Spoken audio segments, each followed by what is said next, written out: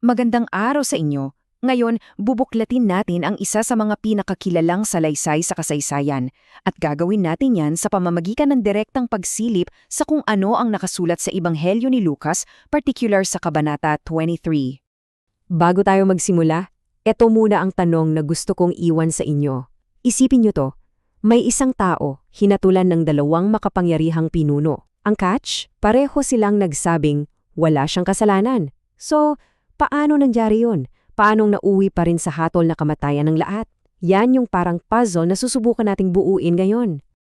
Sige, umpisahan na natin sa unang yugto. Ito yung paglilitis mismo, isang pagpapasa-pasa, kumbaga, mula kay Pilato papunta kay Herodes at pabalik ulit.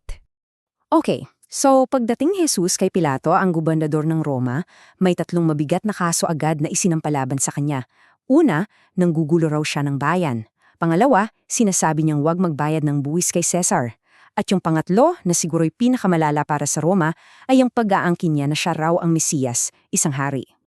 Pero matapos suriin ni Pilato si Jesus, naging malinaw agad ang kanyang verdict. Sabi niya, wala akong makitang batayan para sa paratang laban sa taong ito. Dito pa lang may problema na, di ba? Kasi yung hukom nagsasabing inosente, pero yung mga nag-aakusa galit na galit pa rin. At dito na nagsimula yung, alam mo yun, yung pagpapasa ng problema. Nung nalaman ni Pilato na si Jesus pala ay taga-Galilea, naisip niya, aha, hindi ko to sakop. Kaya ipinadala niya si Jesus kay Herodes Antipas na siyang namamahala sa Galilea. Para bang isang paraan para makaiwas sa isang mahirap na desisyon. Ang galing tingnan ng pagkakaiba ng dalawang pinuno. Si Herodes parang gusto lang ng entertainment. Umaasa siyang makakita ng milagro ng isang magic show. Nung wala siyang nakuha, aba kinutya at pinagtawanan lang niya si Jesus. Pero si Pilato, nung binalik sa kanya si Jesus, mas naging seryoso. Uulitin na naman niya, wala siyang kasalanan. Ngayon, dito na magkakaroon ng matinding shift. Ang desisyon na dapat sanay nasa kamay ng batas at ng mga pinuno biglang inilipat sa boses ng mga tao. 3 beses, tandaan nyo yan, 3 magkakaiba-hiwalay na pagkakataon na sinabi ni Pilato na inosente si Jesus at sinubukan niyang pakawalan siya. Talagang ginawa niya yung paraan para de-escalate yung sitwasyon, para palayain ng isang tao na sa tingin niya ay walang ginawang anumang krimen na dapat ikamatay. At ito na nga yung pagpipilian na inilatag niya sa harap ng mga tao. Sa isang banda, si Jesus, 2 beses nang ideklarang walang sala. Sa kabilang banda, si Barrabas, isang kilalang rebelde at mamapatay tao. Parang ang dali ng sagot, di ba? Pero ano kaya ang pinili nila? Pero ang isinigaw ng mga tao ay isa lang, at malakas. Alisin ang taong iyan, palayain si Barrabas para sa amin. Nakakagulat, di ba? Yung inosente ang gusto nilang parusahan at yung kriminal ang gusto nilang palayain?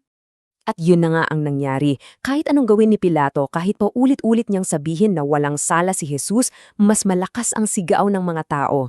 Sa huli parang bumigay na lang siya sa pressure. Ipinaubayan niya si Jesus sa kanila. Okay, lipat tayo ngayon ng eksena. Pupunta tayo sa lugar ng parusa, sa tinatawag na lugar ng bungo, at titingnan natin kung ano ang mga nangyari at mga binitawang salita doon. Habang ipinapako si Jesus sa krus sa pagitan ng 2 kriminal, isa sa mga una niyang sinabi ay isang panalangin. Hindi para sa sarili niya, kundi para sa mga nagpaparusa sa kanya. Ama, patawarin mo sila sapagkat hindi nila alam ang kanilang ginagawa. Pero yung panalangin na yun, parang sinagot ng sunod-sunod na pangungutya mula sa mga pinuno, sa mga sundalo, at kahit yung isa sa mga kriminal na kasama niya. Lahat sila iisa ang sinasabi. Kung ikaw talaga yan, iligtas mo ang sarili mo. Pero sa gitna ng lahat ng yon, may isang boses na iba. Yung pangalawang kriminal. Sinaway niya yung kasama niya at ipinagtanggol pa niya si Jesus. Ang sabi niya, ang taong ito ay walang ginawang masama. At bilang tugon sa kanya, sa gitna ng lahat ng paghihirap, nagbigay si Jesus ng isang pangako. Katotohanang sinasabi ko sa iyo, ngayon din ay makakasama kita sa paraiso. Ngayon, papunta na tayo sa kasukdulan ng kwento, sa kamatayan ni Jesus at sa mga kakaibang pangyayari na kasabay nitong naganap. Habang nangyayari ang lahat ng to, may mga pambihirang bagay na naganap sa kalikasan. Pagsapit ng tanghali, biglang dumilim ang buong lupain. Pagsapit ng 3:00, nawala ang sikat ng araw. At sa mismong oras na yon, yung kurtina sa templo, yung makapal na telang naghihiwalay sa banal na lugar, al biglang napunit mula taas hanggang baba. Isang napakalakas na simbolo yan. At sa gitna ng kadiliman at ng lahat ng nangyayari, narito ang huling mga salita ni Jesus, ayon sa tala ni Lucas. Ama, sa iyong mga kamay ipinagkakatiwala ko ang aking espiritu. At pagkatapos noon, siya ay nalagutan ng hininga. At agad-agad, may iba't ibang reaksyon. Isang Romanong senturyon, isang sundalo ang nagpuri sa Diyos at nagsabing, tunay isa siyang matuwid na tao. Yung mga nanonood umuuwing dinadagukan ng kanilang dibdib, parang nagsisisi. At yung mga tagasunod niya, nanatili lang na nakatingin mula sa malayo. Ang huling bahagi ng kabanatang ito ay isang tahimik na pagtatapos sa isang napakagulong araw. Ito ay tungkol sa isang di inaasahang paglilibing na ginawa ni Jose ng Arimatea. Si Jose, na miyembro mismo ng konsehong nagparusa kay Jesus pero hindi sumangayon sa desisyon nila, ay naglakas loob. Hiningi niya ang katawan ni Jesus kay Pilato. At maingat niyang ibinaba, ito, binalot sa mamahaling tela at inilagay sa isang bago at hindi pa nagagamit na libingan. At dito na nagtatapos. Mula sa ingay, sa sigawan, sa mga akusasyon, ang lahat ay humantong sa isang ganap na katahimikan sa loob ng isang silyadong libingan.